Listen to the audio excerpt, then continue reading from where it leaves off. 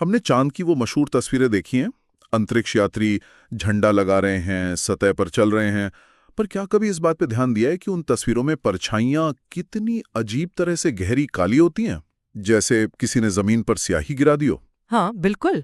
यहाँ धरती पर तो हमारी परछाइयां हल्की स्लेटी होती हैं, उनमें भी कुछ कुछ दिखता है। और ये छोटा सा अंतर ही यही चांद को एक पूरी तरह से अलग दुनिया बना देता है।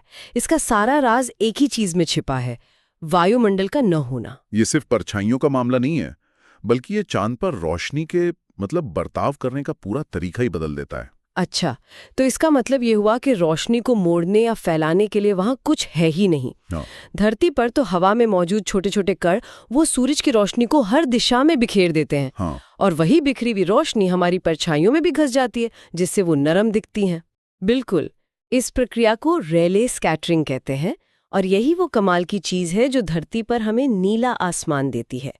हवा के अणु नीली रोशनी को बाकी रंगों से ज्यादा बिखेरते हैं, इसीलिए तो हमें आसमान नीला दिखता है। ओहो। अब सोचिए, चांद पर ये अणु है ही नहीं, कोई हवा नहीं, कोई बिखराव नहीं। तो इसीलिए चांद पर दिन में भी आसमान हमेशा गहरा काला रहता है। ये तो मैंने कभी जोड़ा ही नहीं था। काली परछाइयां और काला आसमान, ये तो एक ही सिक्के के दो पहलू नहीं। मतलब वहां रोशनी एक लेजर की तरह सीधी रेखा में चलती है, बिना किसी रुकावट के। सही कहा, और इसका नतीजा है एक बहुत ही हाई कंट्रास्ट दुनिया। जहां सूरज की रोशनी पड़ती है वो सतह चकाचौंध कर देने वाली तेज होती है, क्योंकि उसे नरम करने के लिए कुछ है ही नहीं। हाँ, कोई बादल, धूल या ओजोन की परत नहीं है। और जहां रोशनी नहीं पड़ती वहां एक खाई जैसा गहरा अंधेरा होता है। दोनों के बीच कोई ग्रे एरिया होता ही नहीं है। या ये सचमुच दिलचस्प हो जाता है। नासा के अपोलो मिशन के अंतरिक्ष यात्रियों के अनुभव तो और भी हैरान करने वाले हैं। उन्होंने बताया कि किसी उपकरण पर काम करने के लिए अगर वो परछाई में झुकते थे तो वो उपकरण ही दिखना बंद हो जाता था। हाँ, उन्हें अपने हेलमेट पर लगी लाइट जलानी पड़ती थी, सिर्फ अपनी परछाई के अंदर देखने के लिए। ये एक बहुत बड़ी व्यावहारिक चुनौती थी। कल्पना कीजिए कि आप एक ऐसी जगह पर चल रहे हैं जहां एक कदम तेज रोशनी में है और अगला कदम पूरी तरह अंधेरे में।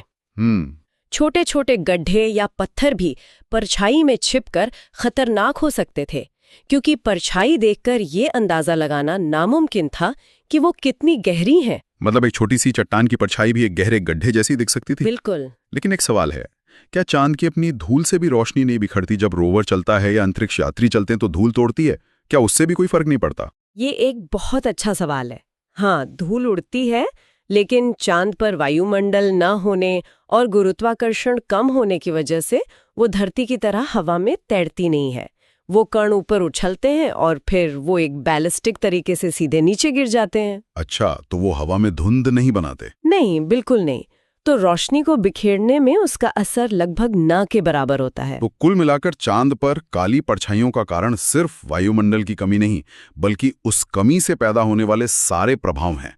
काला आसमान, रोशनी का सीधा चलना और वो हाई कॉन्ट्रास्ट सतह है। अगली बार जब कोई चांद की तस्वीर देखेगा तो वो काली परछाई सिर्फ एक परछाई नहीं, बल्कि एक पूरी एलियन दुनिया की भौतिकी का सबूत लगेगी। और ये हमें एक विचार के साथ छोड़ जाता है।